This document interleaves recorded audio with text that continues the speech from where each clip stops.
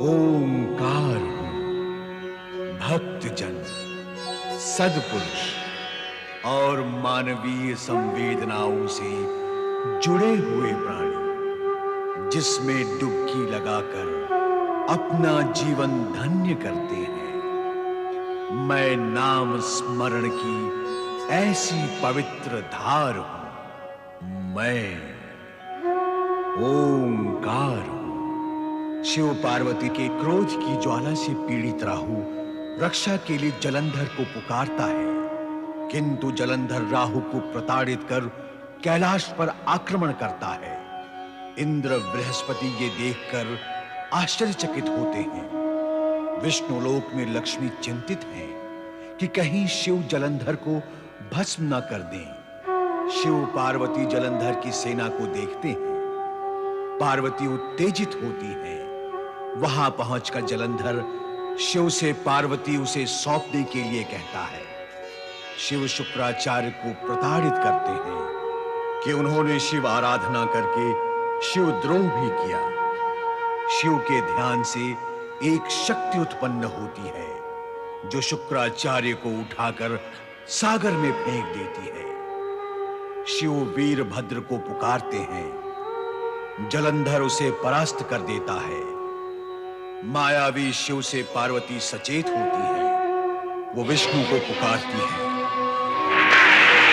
कहीं देवी पार्वती, आपने मुझे किस कार्य व कारणवश स्मरण किया है? श्री हरि, दुष्ट जलंधर ने मुझ पर कुदृष्टि डालकर मेरे सतीत्व तेज को आहत किया है। अब तो उस दुष्ट का अंत होना ही चाहिए। पर कैसे? आप मुझसे पूछ रहे हैं कैसे?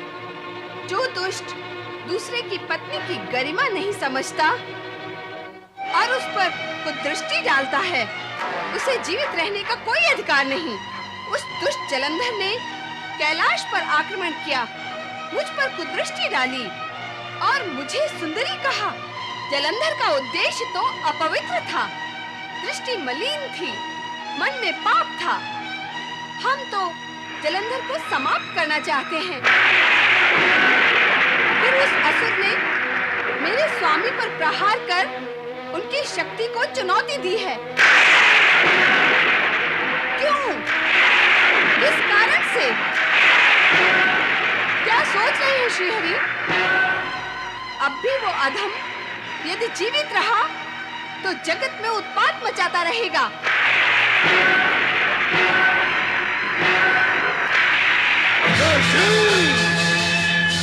ये मायावी छल किया है तूने हमसे। तू दंड पाने के योग्य है।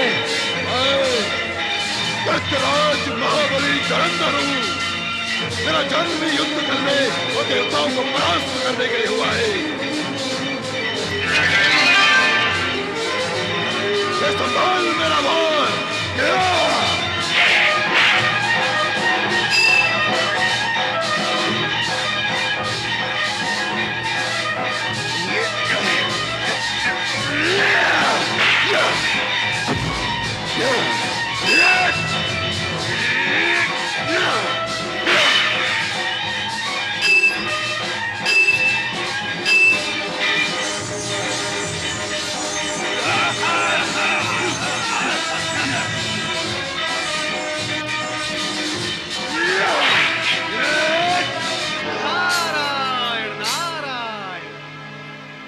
क्यों राहु, शीश झुका हुआ है?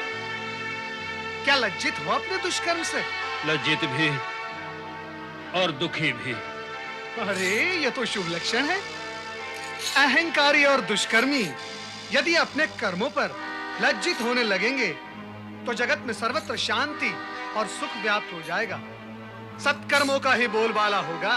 नारद, तुम सदा जगत के सुख का राग ही क्यों लापते रहते हो? इसलिए कि ये सर्वश्रेष्ठ राग है। इसी राग से इस सृष्टि का निर्माण हुआ है और इसी राग से ये सृष्टि संचालित होती है। जिसने भी ये राग जान लिया उसके लिए फिर कुछ जानना शेष नहीं रह जाता। तुम भी आलापो इस राग को राहु, तुम्हारा भी कल्याण ही कल्याण होगा। अपने ही कहते रहोगे या मेरे भी सुनोगे?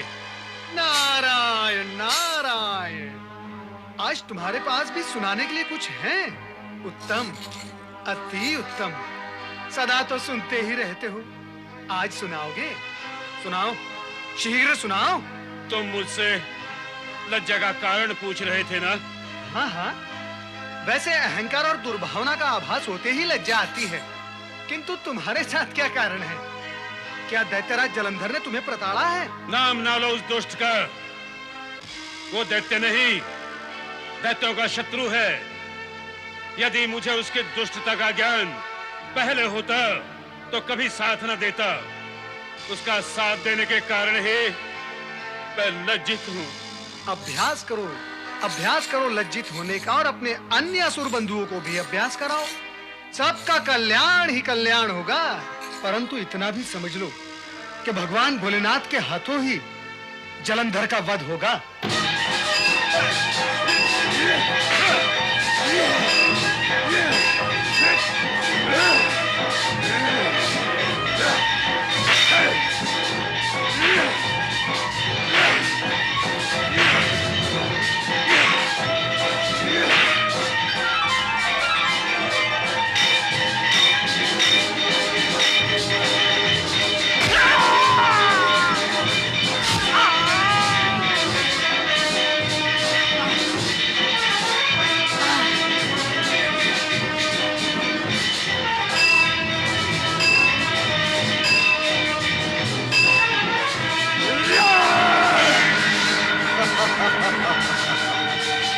उठाओ अपनी गदा, उठाओ।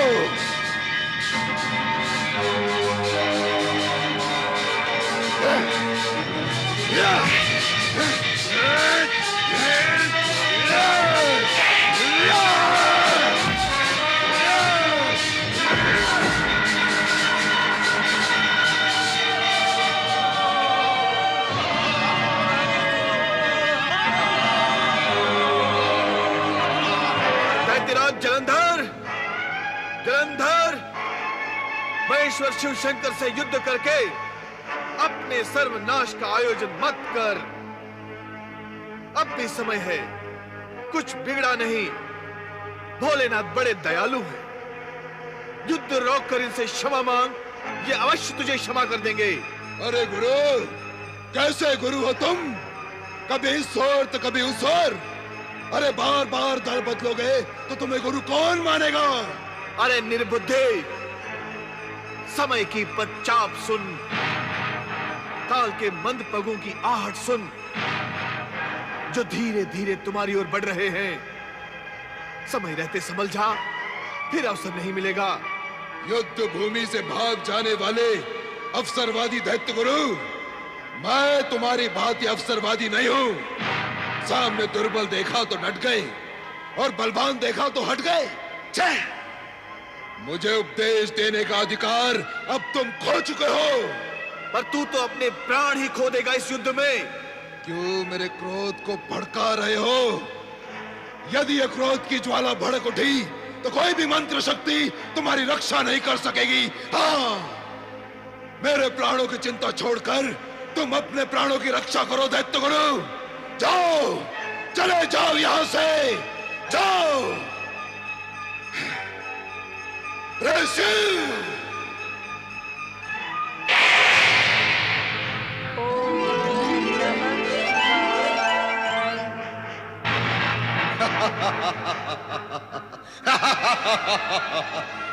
देखा दैत्य गुरु, तुम्हारे शिव का त्रिशूल भी मेरे प्रभाव से व्यर्थ हो गया। हाँ, तुम्हारी बुद्धि भ्रष्ट हो गई है जलंधर, इसलिए तुम नहीं समझ पाओगे कि त्रिशूल का इस भांति असफल होना शिव की लीला है। परम ज्ञानी ध्यानी नहीं समझ सके शिव की लीला को, तो तुम जैसा पापी क्या समझेगा? सत्य तो यह है कि काल तुम्हारे सिर पर मंडरा रहा है और अब तुम पर आकर बैठेगा अवश्य।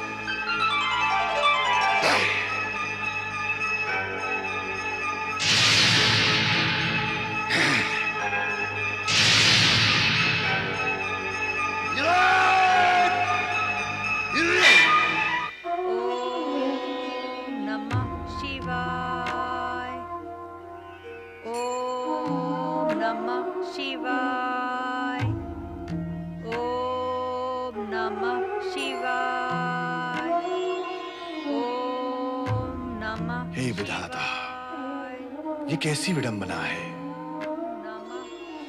कि पति शिव के साथ भीषण और निर्णायक युद्ध कर रहा है और पत्नी इधर उसी शिव की आराधना में लीन है। यदि वह अज्ञानी इधर आकर देख सकता तो उसे इस बात का ज्ञान हो जाता कि शिव का त्रिशूल उससे टकराकर असफल क्यों हो गया।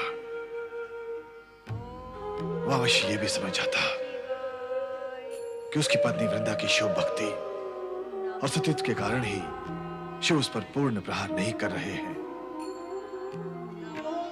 वृंदा, वृंदा, नमः शिवाय। गुरुवर, प्रणाम गुरुवर। वृंदा, मैं तुम्हें अखंड सौभाग्यवती व दीर्घायु का आशीर्वाद देना चाहता हूं, किंतु मेरे और आपके आशीर्वाद के बीच ये किंतु कैसा गुरुवर? वृंदा, तुम्हारे पति जलंधर की बुद्धि भ्रष्ट हो चुकी है। वो तुम्हारा व अपना हित अहित न विचार कर शिव से युद्ध करके सर्वनाश की ओर बढ़ता जा रहा है। इसीलिए मैं भगवान शिव से प्रार्थना कर रही हूँ गुरुवर। वृंदा, तुम्हारी भक्ति, प्रार्थना और सतीत्व से जलंधर के पाप की मात्रा अधिक हो गई है, इसलिए तुम्हारा सद प्रयत्न भी व्यर्थ ही होगा। नहीं गुरुवर, मेरा प्रयत्न व्यर्थ न होने दे। जलंधर की दुष्टता, नीचता व मलिनता से तुम्हारे प्रयत्न और प्रार्थना की शक्ति क्षीण हो गई है। वृंदा, इस पर भी तुम्हें निराश होने की आवश्यकता नहीं है। तुम्हें अपने सतीत्व की रक्षा सावधानी से करनी होगी।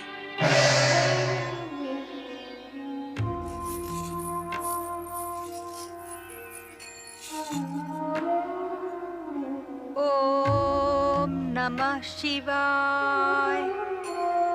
ओम नमः शिवाय। श्रीमन्नारायण नारायण नारायण। नारद, तुम इस समय यहाँ? परमपिता, मुझे कहाँ होना चाहिए था? अरे, ब्रह्म लीला, प्रभु लीला और शिव लीला का प्रचार प्रसार करते हो, और जब इस समय शिव लीला अपनी चरम सीमा पर है तो तुम्हें भी वहीं होना चाहिए था। वही लीला देखकर तो यहाँ आ रहा हूँ परमपिता, और यहाँ इसलिए आया हूँ कि आपसे ये जान सकूं कि शिव जलंधर युद्ध का अंतिम परिणाम क्या होगा। नारद, तुम अनेक बार ऐसी भूल कर चुके हो। भूल? कैसी भूल परमपिता? वही, ज्ञानी होकर भी अज्ञानियों की भांति सोचने और बोलने की भूल। ऐसा मैंने क्या कहा परमपिता? प्रश्न मुझसे क्यों? स्वयं से पूछो। पूछो अपने मन से कि यदि शेर और हिरण टकराएंगे तो धराशायी कौन होगा? पर्वत और पेड़ का सामना होगा तो उसकी परिणति क्या होगी? अर्थात भगवान शिवशंकर की ही विजय होगी। नारद, तुम्हारा सोचना और प्रश्न दोनों निराधार थे।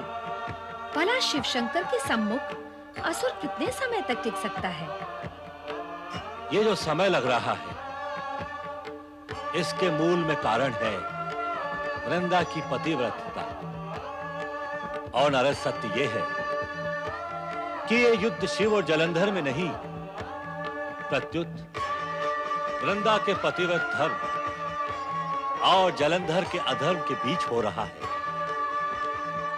इस सत्य से जुड़ा हुआ दूसरा सत्य यह भी है कि अधर्म की ओर बढ़ने की शक्ति जलंधर वृंदा से ही प्राप्त कर रहा है। और इतना तो स्वयं तुम भी जानते हो नारद कि अधर्म की मार्ग पर चलने वाले को केवल आभास होता है, मात्र लगता है कि वो विजयी हो रहा है, किंतु वो विजयी होता नहीं, आज तक नहीं हुआ, भविष्य में भी नहीं होगा। कारण कि विधाता ने सृष्टि के आरंभ में ही प्रकृति के नियमों के अनुसार अधर्मी के विपक्ष में निर्णय लेकर और उसके भाग्य में सदा सदा के लिए पराजय लिखकर उस लेखनी को तोड़ ही डाला था। माता, मेरा समाधान हो गया। परमपिता, मुझे मेरे प्रश्न का उत्तर मिल गया। नारायण नारायण।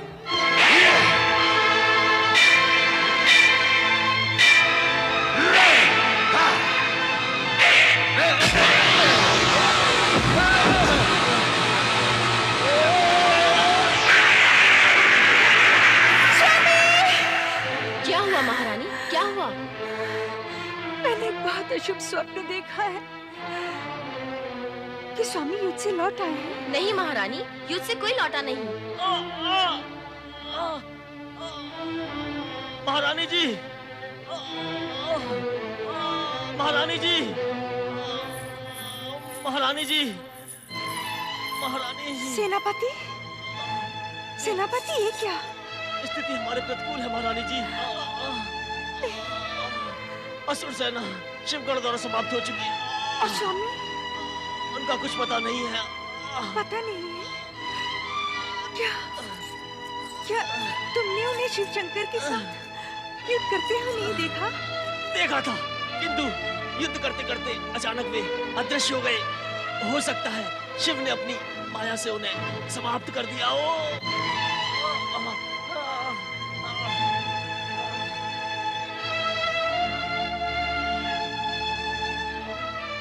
मेरा सतीत्व जब तक पवित्र है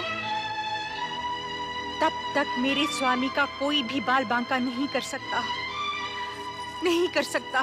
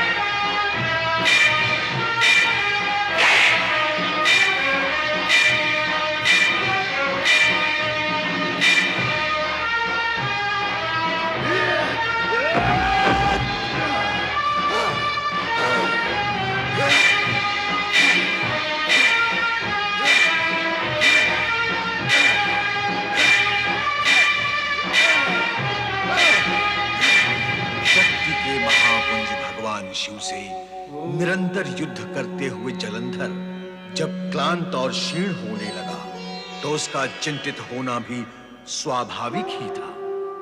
दूसरी ओर श्री हरि विष्णु माता पार्वती के इस अद्भुत किंतु उद्देश्यपूर्ण प्रस्ताव से गंभीर, चिंतित एवं किंग कर्तव्य विमूढ़ थे। जब माता लक्ष्मी ने उनकी इस दुविधा का कारण पूछा। स्वामी, आप किस चिंता और सोच में डूबे हैं? देवी पार्वती ने मुझे धर्म संकट में डाल दिया है देवी। कैसा धर्म संकट स्वामी? क्या बताएं और कैसे बताएं? इस विषय में मौन रहना ही उत्तम होगा। समय आने पर तुम्हें सब ज्ञात हो जाएगा देवी। समय तो इस समय भी आया हुआ है। आप मुझे ज्ञात कराएं कि कैसा धर्म संकट है। हठ ना करो देवी। मैं हठ नहीं, आग्रह कर रही हूँ स्वामी। वो भी ना करो। आग्रह करने का अधिकार तो मुझे है। पति पर धर्म संकट आया हो और पत्नी को ज्ञात ना हो, क्या पत्नी के लिए यह धर्म संकट नहीं है? मैं तुम्हें केवल इतना ही बता सकता हूं कि इस संकट का संबंध जलंधर और उसकी पत्नी वृंदा से है। स्वामी,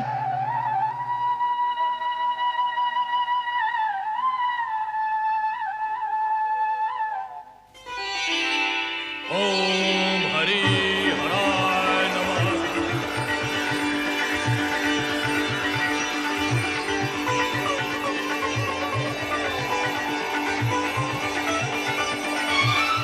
क्या उनका कहीं भी पता नहीं चला?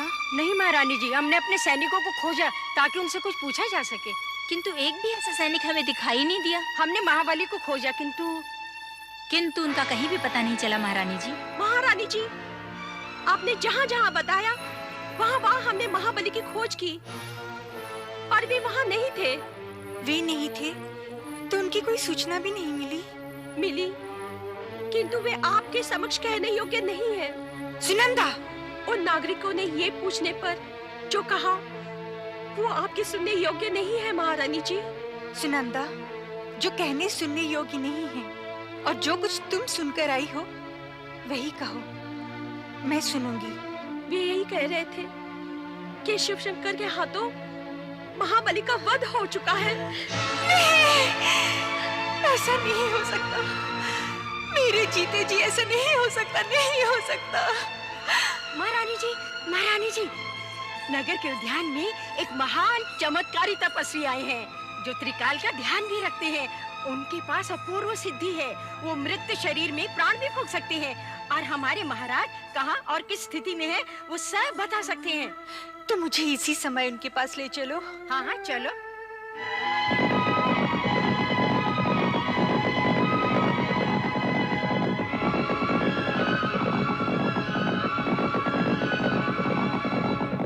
ओम हरि हराय नमः।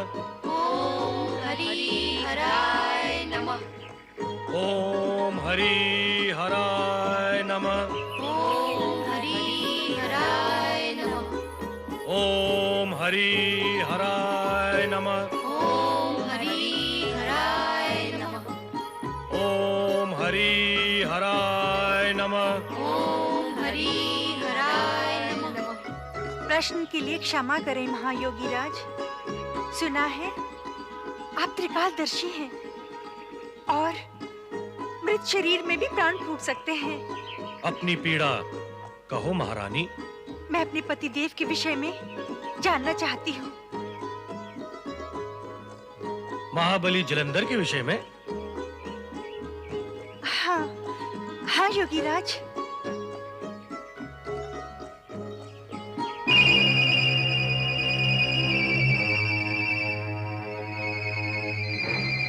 अमंगल दिखाई दे रहा है। अमंगल?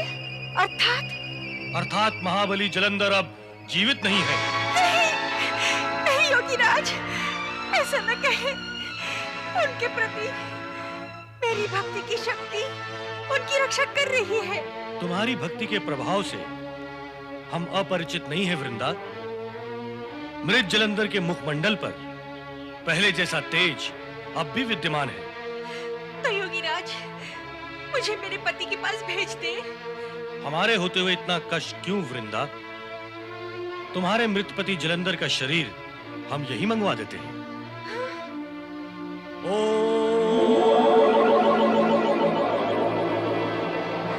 स्वामी! स्वामी! स्वामी! ये आपको क्या हो गया स्वामी? ये सब कैसे हो गया स्वामी? मेरे होते हुए आपको कुछ नहीं हो सकता स्वामी।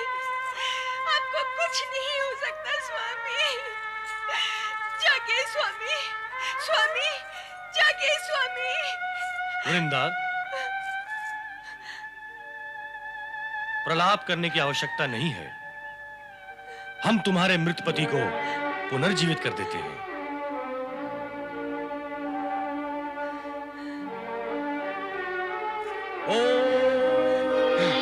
स्वामी, स्वामी, स्वामी, स्वामी, स्वामी।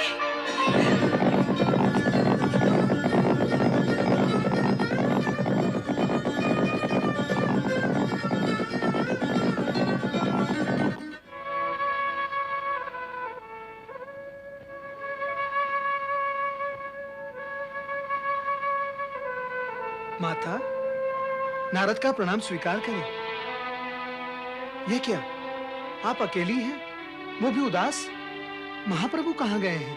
नारद, जिस सरलता से तुमने इतने सारे प्रश्न पूछ डाले, उसी सरलता से मैं तुम्हारे सभी प्रश्नों का उत्तर नहीं दे सकती। प्रश्न पूछना मेरा आशय नहीं था। महाप्रभु को न देखकर मैं असमंजस में हूँ। वो तो मैं भी हूँ, क्योंकि वे किसी धर्म संकट की बात कहकर अचानक अंतर्ध्यान हो गए। स्पष्ट रूप से उन्होंने मुझे कुछ भी नहीं बताया, केवल इतना कहा कि इस धर्म संकट का संबंध जलंधर और वृंदा से है, नारायण नारायण। इसीलिए आप उदास हैं माता? स्वाभाविक है। स्थिति समझा करो नारद। समझ गया माता, मैं सब समझ गया, स्थिति भी और परिस्थिति भी। क्या समझ गए? यही कि इस धर्म संकट का संबंध जितना आपके भ्राता महाबली जलंधर और महारानी वृंदा से है, उतना ही संबंध भगवान भोलेनाथ और माता पार्वती से भी है। नारद, तुम संबंधों की जोड़-तोड़ बैठाने में पटु हो, पर यहाँ शिव पार्वती की चर्चा कहाँ से आ गई? ऐसे गई माता।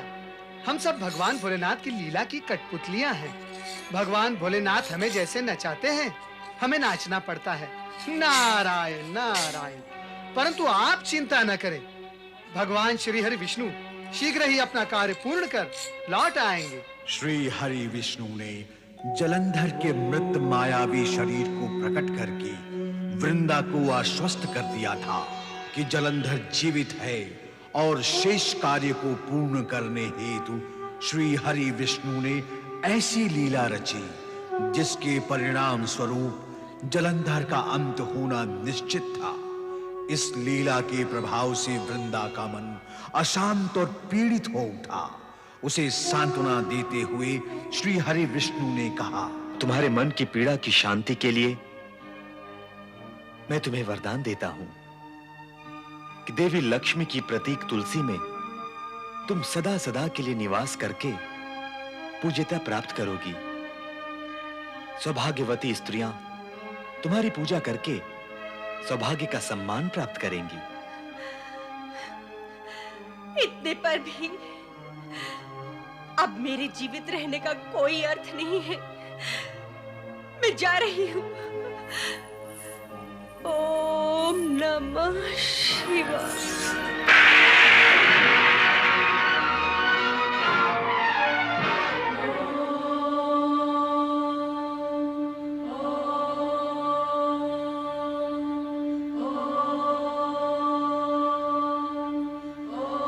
देवी वृंदा ने पंचाक्षरी मंत्र का जाप करते हुए स्वेच्छा से देह त्याग कर मोक्ष प्राप्त किया। ये घटना भी शिव लीला का एक अंश ही था। ऐसी शिव लीला जिसका आदि अंत और रहस्य आज तक कोई समझ नहीं पाया। उस लीलाधारी से लीला के वशीभूत होकर जलंधर अभी तक युद्धरत है।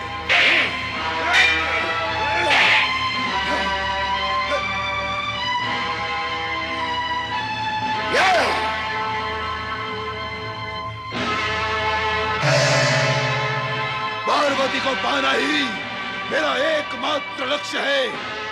अब कोई तुम्हारी रक्षा नहीं कर सकता महादेव। मैं तुम्हारा अंत कर दूंगा।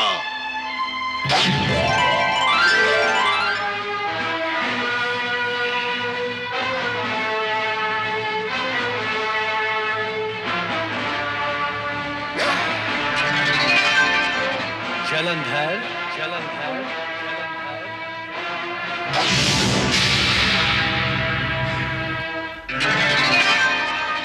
मायावी जलंधर,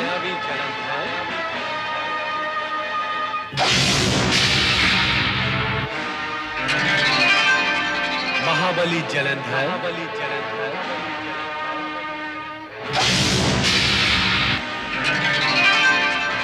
दैत्यराज जलंधर,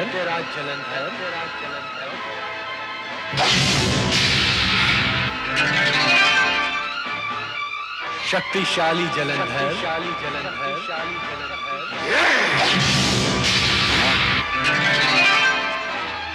दैत्य सम्राट जलंधर,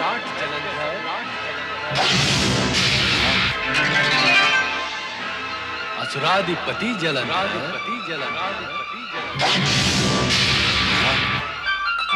दुष्ट जलंधर,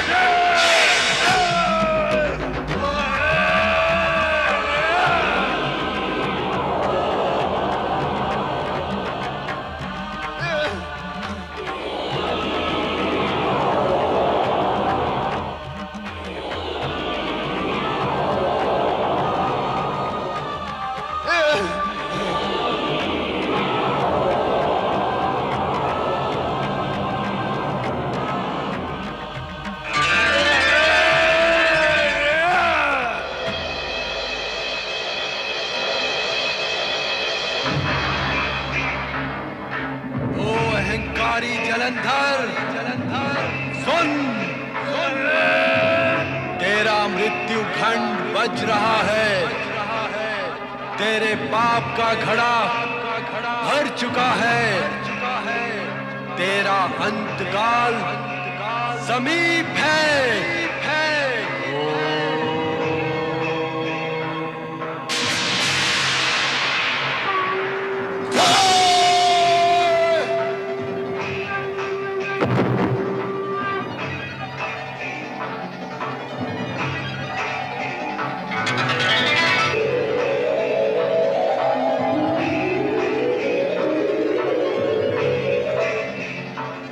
भगवान शिव शंकर की जय, देवादिदेव भोलेनाथ की जय।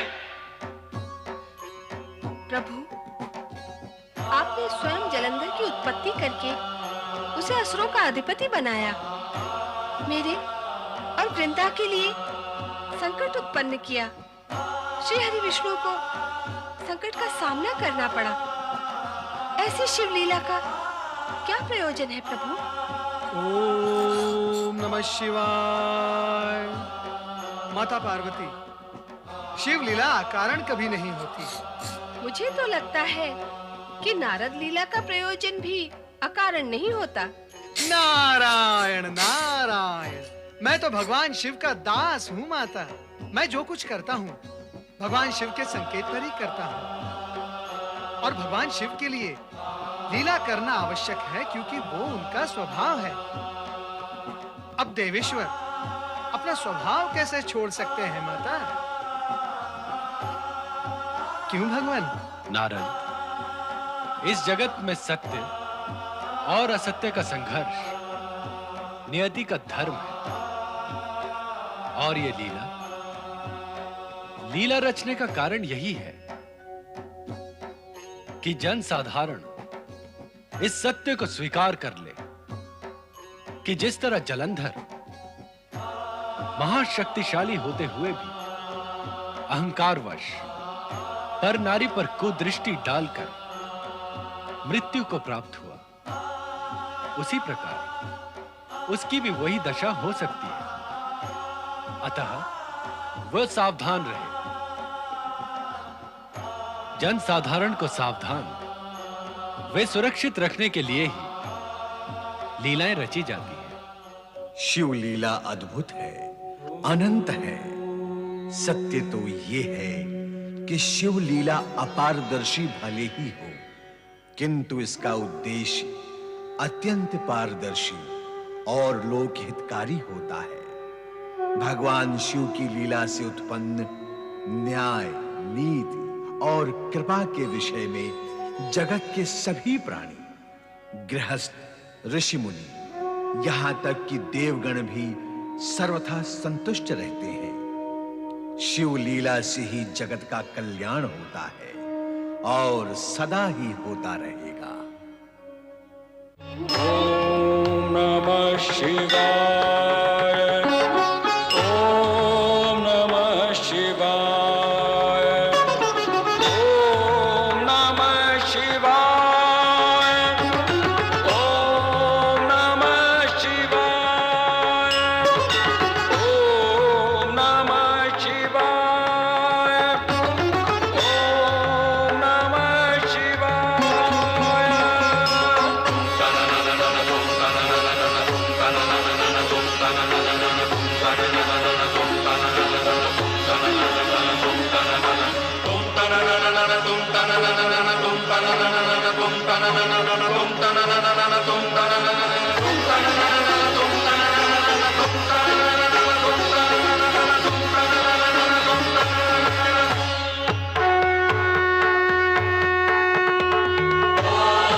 नमः शिवाय, ओम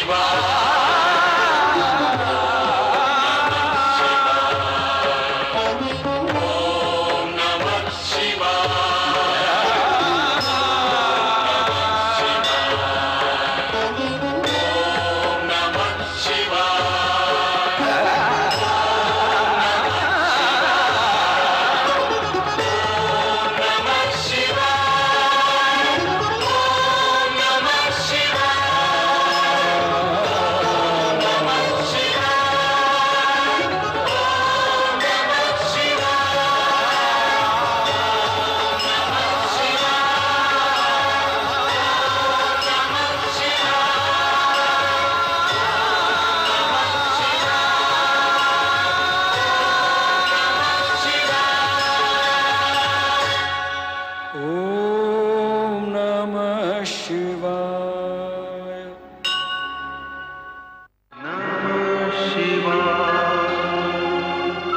ना